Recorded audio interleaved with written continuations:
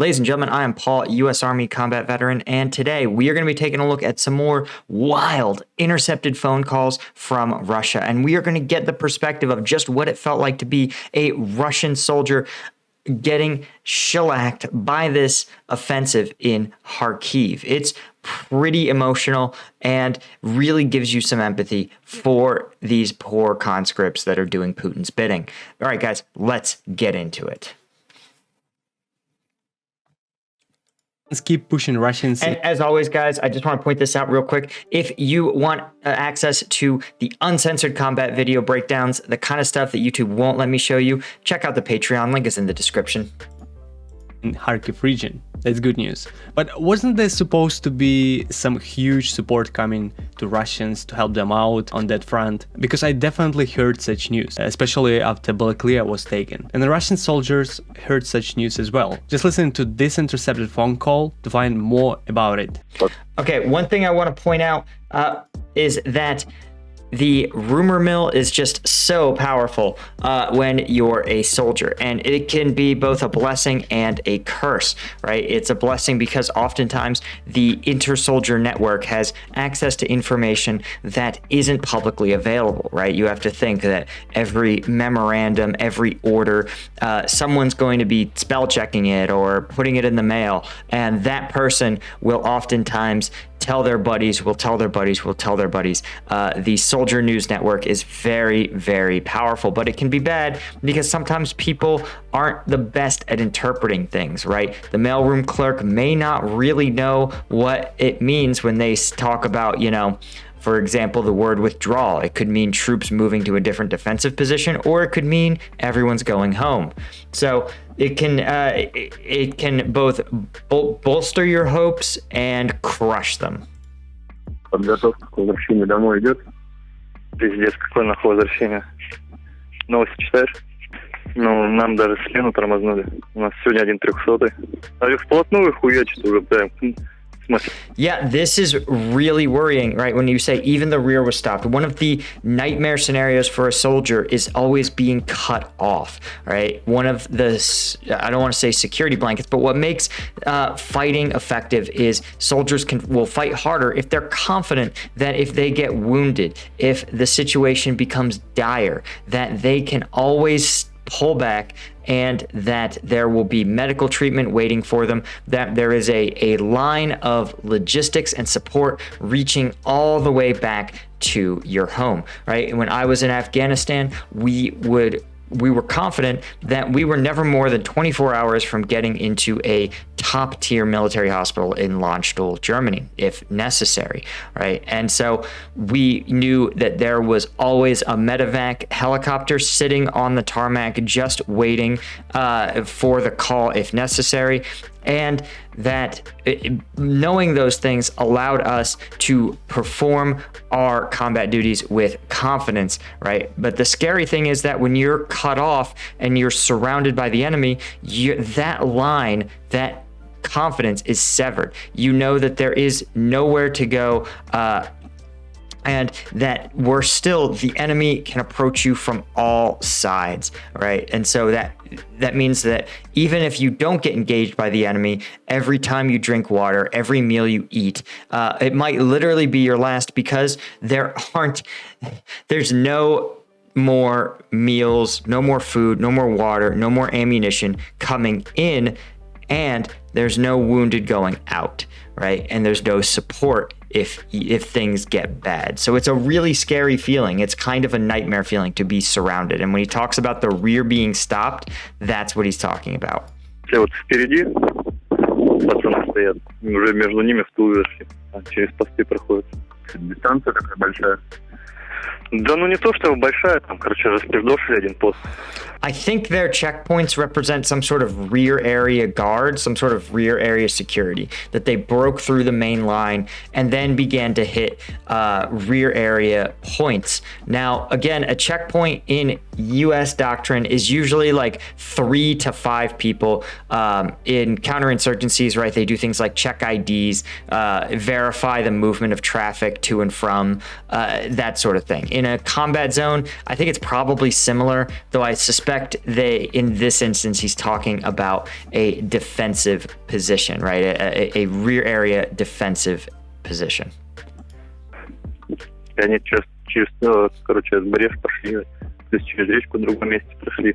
И, грубо говоря, сейчас... So I think what he's talking about here is the river in a different place is a reference to Ozerne.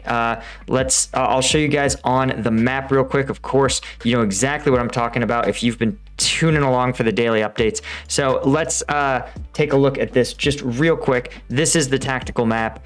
We'll switch it over to English and we'll back it up a week or so to right when the offensive was happening, right when they were first breaking through, and as he talks about breaking through the checkpoints. So what that's a reference to probably is, I would guess and say something like this, right? You can see here that it appears that the Russian defensive line has been broken, right? Ukrainian forces pushing hard in, and you can see the crossing the river in the other place is a reference here. You can see that they've crossed the Seversky Donetsk and have opened up this beachhead in the area of Ozerne. And this obviously can look worrying because remember, we get to see these things from the big map, but a Russian trooper probably doesn't have access to this. All he knows is that some Ukrainians have crossed at Ozerne and some Ukrainians have blown past the front lines and are now wreaking havoc in the backfield. And you can see what ended up happening. Of course, big withdrawal, Ukrainian forces expanding out and eventually actually linking up with that river crossing a week later. You can see it happening right there. So again, a testament to the fact that it can be really scary when these sort of things happen and you're not entirely sure how or why or what you're going to do about them. Also, one other thing that's worth noting is that when they say there's a whole national battalion, that is a reference to a battalion raised from usually a minority, what we would call a province in English, a sub-administrative region of Russia. So it could be a Tartar battalion, for example, or the Chechen battalions are the most well-known national battalion. Не буду озвучивать цифры нас, но до батальона национального. I believe it's 1,000 soldiers plus. Точно здесь ходят. Связи нету, нихуя нету. Мы каждый день ездим, я езжу, заряжаю батарейки. Right. He talks about the fact that, again, they are cut off. Remember, too, oftentimes if the enemy is able to seize assets in your backfield, they will often disrupt your lines of communication. So you may literally not have the radio relays. If you don't have control of the radio relays, you may not be able to reach your headquarters, making them even more confused as to what is happening. Каждый день проезжаем мимо военных медиков, там постоянно мешки, думаю, нихуя себе, ебать. К нам должны были ребята ехать, и что-то пошло не так. Okay, yep. And so this is the other thing, right? Some guys were supposed to get here, but something happened and we're left alone. I think he references this later in the call where the guy says, the caller says, hey, I can't tell you everything that's gone on. When they say something happened and we're left alone, I think he's saying to his friend, the implied message is this national battalion that was supposed to reinforce us, they were actually hit. They encountered the Ukrainians while they were still en route. And this is incredibly dangerous for a bunch of reasons. But when you can imagine that you're a national battalion, you're told you're going to the front line. How are you going to do it? Well, you're going to just pile your guys into trucks probably, and you're going to drive along, right? But you're sitting in the back of a 5-ton truck. You're not really pulling security. You're not looking out. You're just driving along the road. You're trying to get there fast. You're not trying to get there securely because you don't believe the enemy is nearby. So if all of a sudden Ukrainian tanks or Ukrainian infantry start lighting you up, you are totally caught unawares. You're not in a combat formation. You have no security. You don't have your weapons at the ready. You don't have defensive positions. All of these things. So it means that it's not an even fight. Even if it's a 1,000-person national battalion against, let's say, 500 Ukrainians, the the rate of casualties is going to be so high when you can catch troops unaware, right? Especially on a war like this one, where troops really believe that you are either on the front line and that is where the combat danger is, or you are off the front line and there is limited or very reduced combat danger. Obviously, Iraq and Afghanistan, right, where my experiences, you had inside the bases where there was constant 24/7 security securing the perimeter, and that was where you could reduce your combat posture a little bit, take off your body armor, right, etc., shower, that stuff. But if you were outside the wire anywhere, your combat posture was very, very high. You were always ready to be ambushed. But a conventional, that is not the norm for combat. This sort of front line is where the combat happens, rear area is where it doesn't. That's the norm for most other conflicts. Так, теперь мы сами, блядь. И смена приехала, и обратно уехала, блядь. Блядь, был бы это закрытый канал, я тебе больше рассказал. Ты вообще охуел. Я когда узнал, я, блядь. Yeah, stunned. Probably that the whole battalion was wiped out before it could even get there. When he says that effing smiling face arrives from time to time, I think he's probably referring to a higher level commander who spends most of his time at the headquarters, but occasionally goes out and interacts with the troops, right? And he was like, how's it going? Do you have any cigarettes? He probably means, how is it going? Can you get cigarettes out here, or are we able to supply you with cigarettes? Я говорю, зайдите сюда, я вас просвещу в обстановку, блядь. Я ему рассказал, тут, блядь, аж шляпу снял, со шлемом закурил, блядь, говорит, есть что въебать.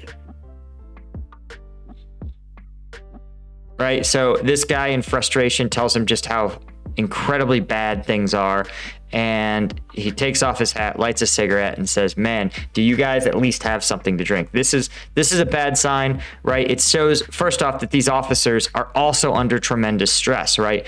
I would not want to be an officer in the Russian Ministry of Defense after a disaster like this, and he must surely know, as someone at the headquarters, right, receiving intelligence communications, he must know exactly how bad things are. Бля, причем мы на этих пидорасов грешили уже, в смысле, уебаны криворуки, блядь. Сука, блядь, 3 дня прям четко кладут пидорасы, блядь. Прям вообще четко, блядь. У меня слева, блядь, вообще уже. So one of the things, of course, that we've other analysts have talked about is that Russian artillery, right, pieces are oftentimes very old. They aren't that well made in the first place. They were often made in the Soviet era when high quality manufacturing was not seen as a priority. And so often these artillery pieces will have their barrels wear out, and the more worn the barrels are, the harder a time they have delivering accurate fire. In contrast, Ukrainian forces are more and more using top tier, right, NATO, NATO developed country artillery pieces who are not only rely on super modern systems, right, automated fire controls and that sort of thing, but are better made and hold up better. And as the Ukrainians get more proficient with them, right, they are going to be more precise. And this is not just about equipment. What you guys need to understand is that there is a cycle in which, as long as some militaries, right, all militaries take casualties in combat operations, but not all militaries take casualties at the same rate. As you can see from this call, Russia is taking casualties at a really rapid rate. In contrast, Ukraine is probably taking casualties at a much lower rate, at least compared to the early days of the war. What that means is that Ukrainian drone operators, artillery operators, Ukrainian infantry, Ukrainian tank commanders, they are all getting more and more experienced, right? So if you can survive 6 months on the battlefield, you're going to learn a lot about the enemy and how to stay safe in combat operations. It's not going to make you immune, right? It's not like a video game, but you're going to become more and more proficient as time goes on. And in contrast, the other forces here, they are never going to be able to accrue that experience. They're never going to become top tier artillery operators because they can't survive it long enough to do so. This is one of the scariest problems that a military can face, because when you start losing key members of your service, right? A good example is fighter pilots, right? To get a really good fighter pilot is going to take a year plus of training, right? But if you lose fighter pilots at the rate of dozens, if you are losing so many fighter pilots that your fighter pilot corps turns over entirely every 6 months, that means those replacement pilots are only going to have at most 6 months of training under their belt, which means they're going to be even easier. They're gonna survive an even shorter period of time on the battlefield, which means their replacements will get, let's say, only 3 months of training, and they're gonna survive even less time, and they might get their replacements might be barely trained at all. This is the case in artillery, infantry, tankers, every battlefield specialty, and it really, really adds up. And eventually you end up with your opponent having extreme battlefield experience, right? Months and months of time on the battlefield, months and months of experience with their equipment, and your soldiers are barely trained conscripts. This is what we're starting to see here, and it's a big reason the Russian military has collapsed in the face of Ukrainian offensive, despite having numerical parity. Уже, в смысле, леса нету, это, бля, пополам попилен весь осколками, нахуй. На ту позицию, куда мы ездили, собственно, забирать, уже с нее по нам ебашут. И еще угнали 6 Уралов у нас. Нам уже смс-ки приходят, сдавайте, вся хуйня. Мне кажется, пахнет ГС. Yep, the text messages saying give up, those are automated Ukrainian propaganda messages encouraging Russian soldiers to surrender. And, frankly, it sounds like the Russians are definitely being treated in accordance with the law of war. I think NATO probably has told the Ukrainians as much, that, we can't be complicit in war crimes. You absolutely have to treat the Russian POWs in accordance with international law as a condition of getting our equipment. Russia doesn't seem to be bound by such things. They've done some pretty horrific things, but it also means that, again, you look at this guy who, when you're betrayed by your own command, you don't really care about this war at all, and you are confident that Ukraine is going to treat you, at least with a baseline level of humanity.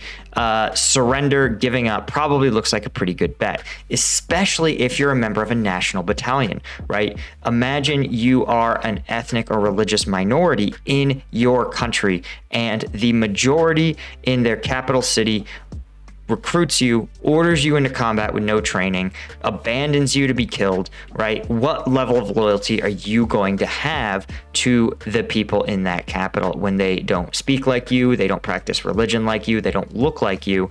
It's going to be much harder, it's not impossible, but it's going to be much harder to really find that motivation when stuff like this starts going down. And if you want to know how low Russian morale is right now, then let's listen to the next intercepted phone call. The soldier on the phone is really desperate, so let's listen to it. 14 числа у меня бы закончился контракт. 14 числа. Мне прибавили его еще до 9 октября. Я охуел. Комбат не знаю. Октября. Yeah, this actually happened. These extensions happened to the U.S. as well. In 2008, the U.S. military was fully extended, right, in Iraq and Afghanistan. And the proposed strategy to win in Iraq was to engage in a surge, right, to get even more troops into the country, conduct even more aggressive operations for a year in the hopes that that would break the back of the insurgency. But there weren't more troops to draw on. You couldn't deploy new troops. So what the military decided to do was turn a 12-month deployment into a 15-month. So it was actually happened to my unit before I joined, right? I joined in 2009. They had actually just gotten back in 2008 from a 15-month rotation in Iraq. When they went there, they were told it was only going to be a 12-month rotation. So to say that this sort of involuntary extension is very common. There was also, for about 5 years around the same period, a rule that the military said, hey, listen, if you receive deployment orders, you cannot get out of the military even if your contract is up. So if your contract is up, again, September 14th, the military said, listen, you will be discharged only after you've completed the deployment you are ordered onto. Again, there was a confluence of factors for this. It's kind of messed up to say, but when the economy went to shit in 2008, a lot of people suddenly looked at the army and the military as a really viable career path. The bonuses were really high. If you had a family, they provided healthcare, they provided housing. And again, if you had lost your house in the crisis, the army looked like it appeared to be a viable option to keep your family fed and housed and receiving healthcare. So a lot of the military's manpower problems went away when the economy crashed. Я тебя очень люблю, я тебя очень люблю. Деньги идут, всех не вывели, парней, может быть, будут. Тут идут бои, пиздец, жива. Это мразь, блин. Я слышу по новостям. Ты где, в каком месте? Изюм? Изюминский район, деревня Копанки. У нас тут пиздорезы каждый день, бля. Ебано.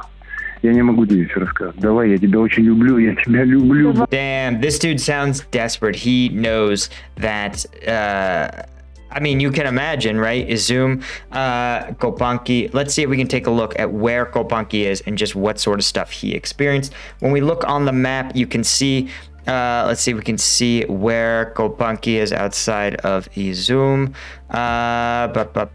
Kopanki is right here. So it's actually near the front lines, right? But as we back it up, it is actually pretty bad for this guy, because you can see, right, he was probably right here in Kopanki, and this is a frontline troops. He's like, oh, the enemy is in front of me. But what ended up happening is that you can see here, Ukrainian forces achieved this big breakthrough in his rear lines, and suddenly, boom, they hopefully were ordered to withdraw. But you can see here, this became a really contested region, and he was probably part of this withdrawal effort here, trying to leave Kopanki and Izum and reform the front lines. Ended up being quite a ways back, but hopefully, you hope someone, again, you don't want anything bad to happen to people. You hope this guy who really doesn't want to be here was part of this somewhat organized withdrawal effort, but it doesn't sound like he was. Я вас очень люблю. Помогай, поднимай сигнал. Please leave a like and comment under this video to help me out on YouTube. Yeah, as always, guys, like I said, I definitely put the link to this in the description. It is called Insights from Ukraine and Russia. It's a great channel. Also, guys, of course, if you want to support my channel and get access to the intense combat video breakdowns that YouTube won't let me show you, become a member of the Patreon. Thanks to my Lieutenant tier patrons. I'll see you guys in the next one.